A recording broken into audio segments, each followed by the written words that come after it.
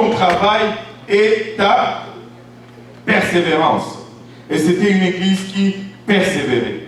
Je sais que tu ne peux supporter les méchants.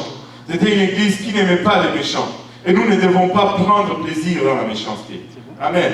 Et que tu as éprouvé ceux qui se disent apôtres et qui ne le sont pas. C'était une église qui ne prenait pas pour acquis ce qu'on lui disait. Quand tu venais avec un message, quand tu venais avec une doctrine, c'est une église qui mettait cela à l'épreuve. C'est-à-dire, elle retournait aux Écritures et voir si ce que tu disais était conforme à ceci. Et nous devons être une telle église. Vous devez lire votre Bible pour vous-même. Vous devez sonder ces Écritures pour vous-même. J'étais à Saint-Jean sur le Richelieu le vendredi. J'ai rencontré un homme de 75 ans. Il m'a dit quelque chose qui m'a fait beaucoup de plaisir, qui me fait réfléchir. C'est peut-être pourquoi on m'a volé mon iPad, je ne sais pas. C'est peut-être pour ça. Il m'a dit ceci. Aujourd'hui, on a une génération qui manque quelque chose. Il dit, on a les ordinateurs, les moteurs de recherche. Je veux un verset, j'entre le mot, j'ai 50 versets. Et ça nous fait passer à côté de quelque chose. Il dit, moi je n'utilise pas ces choses. Je vais chercher mes versets tranquillement dans ma Bible. Il dit, si j'ai besoin d'un verset, je commence à chercher, ça me prend peut-être 3 heures. Mais c'est 3 heures que je passe dans la parole de Dieu. C'est 3 heures que je passe dans la présence de Dieu. Il dit, oui, c'est peut-être beau de Eastward, mais ça me fait perdre l'intimité que j'avais avec Dieu. Il dit, je cherche peut-être un verset, mais j'en lis 150 avant de trouver celui que je cherche. Et pendant ce temps, je découvre plus de Dieu.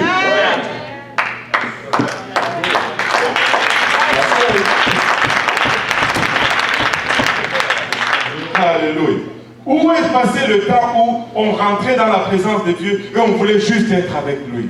On n'était pas pressé de trouver une nouvelle révélation, mais juste de connaître le Seigneur. Juste moi et le Seigneur. Juste dans sa présence. Aide-nous, Seigneur. Oh, Seigneur. Bon, je ne sais pas combien de temps je vais tenir, mais j'essaie de chercher. Et c'est pénible. Parce que hier, je me suis couché à 4 heures du matin. Mais on essaie de pratiquer, n'est-ce pas? Que tu as éprouvé ceux qui se disaient apôtres et qui ne le sont pas. Et que tu les as trouvés menteurs. Que tu as de la persévérance. Que tu as souffert à cause de mon nom. Cette église a souffert à cause du nom de Jésus-Christ. Mais regardez, tu as souffert à cause de mon nom et tu n'étais point lassé. Tu n'étais point fatigué. Bien que tu as souffert, tu as persévéré. Bien que tu as été persécuté, tu n'as pas lâché. Regarde à ton voisin, dis-lui, ne te lasse point. Mais ce que j'ai contre toi, mais il avait quelque chose contre cette église, c'est que tu as abandonné ton premier amour. Vous savez, quand on vient au Seigneur, c'est subliminal. C'est le coup de foudre. On est en amour, on a découvert Dieu. Et notre cœur bat. Et nous avons hâte de rentrer dans sa présence à chaque jour. Et chaque parole, on nous dit même des versets simples. Jésus pleura. Waouh! Ça nous touche, ça nous émerveille. Et il chassa le démon. Waouh! Quelle révélation! Et tout, nous mangeons tout. Et tout ce qui nous est servi, nous l'avalons, nous le consommons. Mais plus nous avançons, plus nous commençons à être familiers avec le Seigneur, et plus nous commençons à le prendre à la légère. Plus nous perdons le goût. Je ne sais pas si vous vous rappelez encore de l'histoire du premier raisin. Je vais vous la raconter. J'étais au Congo, en 4e primaire, et j'étais dans une école de prêtres salésiens. Dans mon école, il y avait aussi des enfants de riches qui venaient là. C'était une très bonne école. Et un enfant, un jour, a amené des raisins à l'école, des raisins au Congo. Déjà, même la pomme, c'est quand tu es malade que tu la manges. Est-ce qu'il y en a qui se rappellent de ça? C'est quand tu es hospitalisé qu'on t'amène la pomme. Sinon, écoute, tu manges le manioc.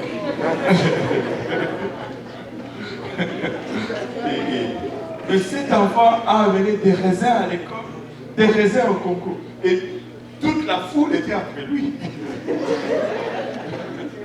Et bon, comme j'étais son ami, et il nous a donné un raisin, moi et un autre.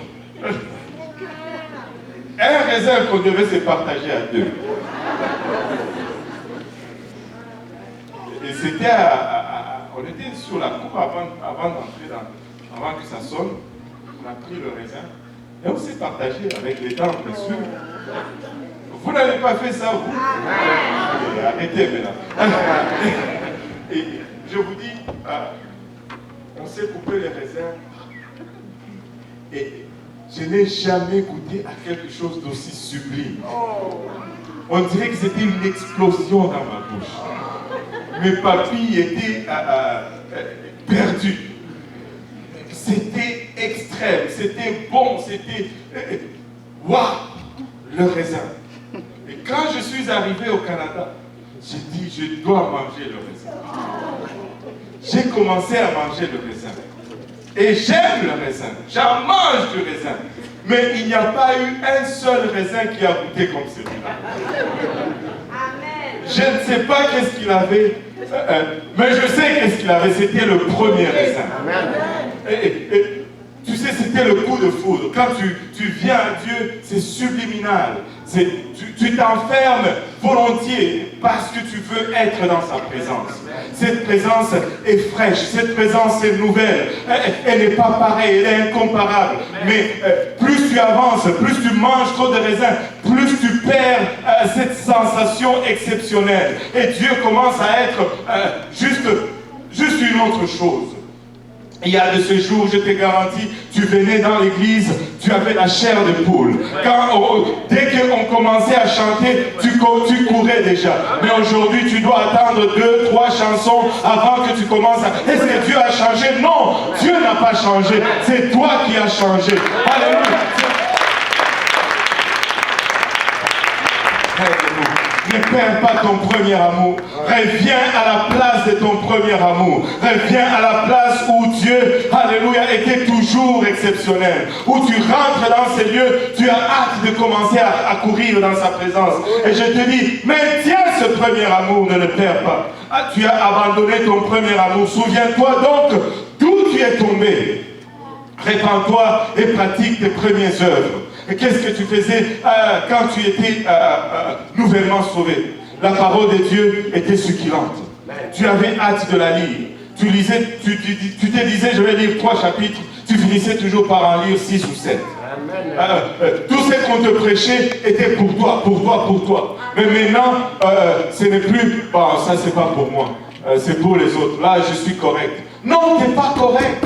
Tu n'es plus correct. Cette parole doit te toucher à chaque fois. Avant, quand une parole t'est contrariée, tu disais, Seigneur, pardonne-moi. Mais maintenant, quand une parole t'est contrariée, le pasteur a prêché contre vous. Ce n'est plus Dieu, c'est le pasteur. Avant, c'était Dieu. Maintenant, c'est le pasteur. Et c'est le même microphone, la même Bible, la même chair. Mais ça a changé.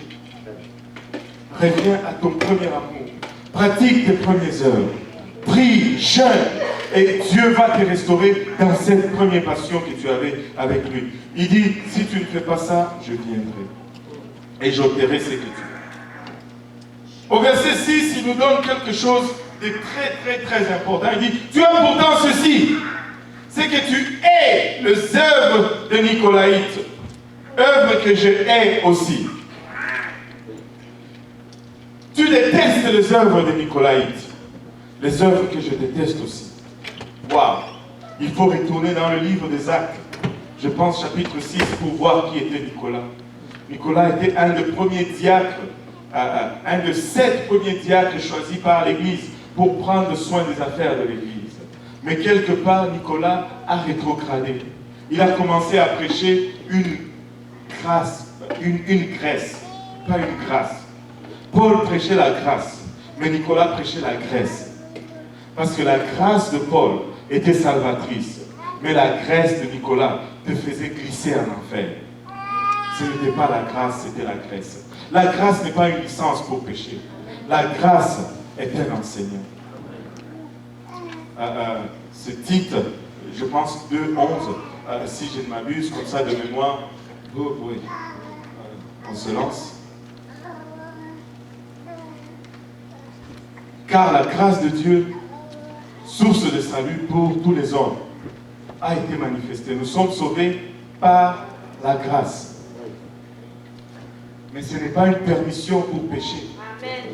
Quand Dieu dit, là où le péché abonde, la grâce surabonde, ce n'est pas pour que nous restons dans les péchés. Et nous avons eu un enseignement du frère Woodward, le jeune, la grâce et la miséricorde. Et vous savez, la grâce, c'est pour les pécheurs. La miséricorde, c'est pour le saint. Quand nous étions pécheurs, nous avions eu besoin de la grâce de Dieu. Mais cette grâce nous sauve, mais elle ne nous laisse pas dans la boue. Le prochain verset nous dit, elle nous enseigne. La grâce nous enseigne à quoi? À renoncer à l'impiété et au convoitisme mondain et à vivre dans le siècle présent selon la sagesse, la justice et la piété. La grâce te dit, ne fais pas ça. La grâce te dit, ne t'habille pas comme ça. La grâce te dit, ne parle pas comme ça. La grâce te dit, ne t'amuse pas comme ça. La grâce te dit, ne marche pas comme ça. La grâce te dit, ne fréquente pas telle place ou tel lieu. La grâce est un enseignant qui nous enseigne à renoncer à l'impiété et au convoitisme mondain. C'est ce que la grâce fait. Et à vivre dans le siècle présent, selon la sagesse, la justice et la piété. Pourquoi? En attendant la bienheureuse espérance et la manifestation de la gloire du grand Dieu et de notre Sauveur, Jésus-Christ. C'est ce que la grâce nous enseigne. Alléluia. Alléluia. Nicolas a enseigné la graisse. Le Seigneur dit à cette église, je t'aime parce que tu n'aimes pas l'indulgence, parce que tu aimes la piété. Nicolas a enseigné, ce que Nicolas a enseigné au fait à l'église était la même chose qui était enseignée dans l'Ancien Testament, c'est-à-dire se souiller ou se corrompre avec les choses mondaines. Et c'est ce qui nous fait perdre notre puissance avec Dieu pour être prêts. Et le Seigneur continue à parler à Jean.